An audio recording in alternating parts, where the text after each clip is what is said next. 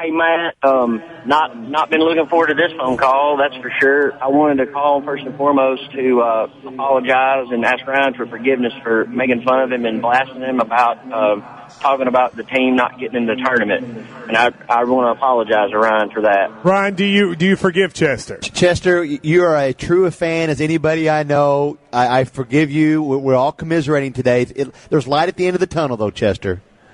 Well, I'm man enough to admit it when I made a mistake and I was wrong about the team. But with that being said, I do want to say something, and that is all right. Here we go.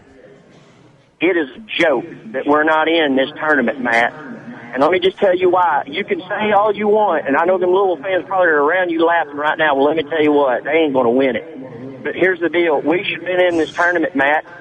Let me tell you why. You talk about winning on the road. Look at them teams that got in them playing games, and you can't tell me, you give us their road schedule, and you can't tell me we wouldn't have wiped the floor with them.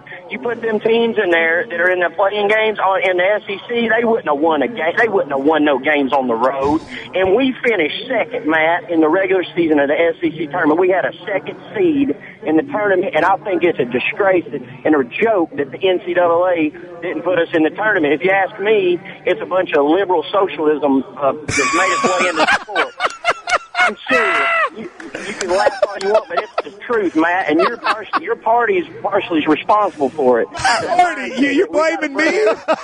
What did I do? It's your fault, you liberal socialist. All right, Chester. You know nobody loves you more than I do. I know. But come on now, Chester. You can't. Do you honestly think it's Obama's fault that we're not going to the tournament? No. I'm sorry. It's not your fault. What I'm saying is that mindset is creeping its way into everything, that we got to make everybody on an level playing field. Let me tell you, them conferences ain't on a level playing field. And I agree with that. Admit. And so it's a joke that we're not in it. And I'll just say that. That being said, it ain't nobody's fault. I'm not mad at you or nobody else. That's just the reality.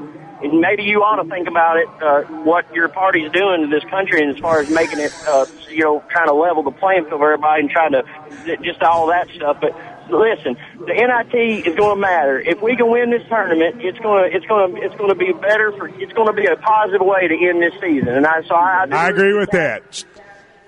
And Chester, spring practice starts today, right?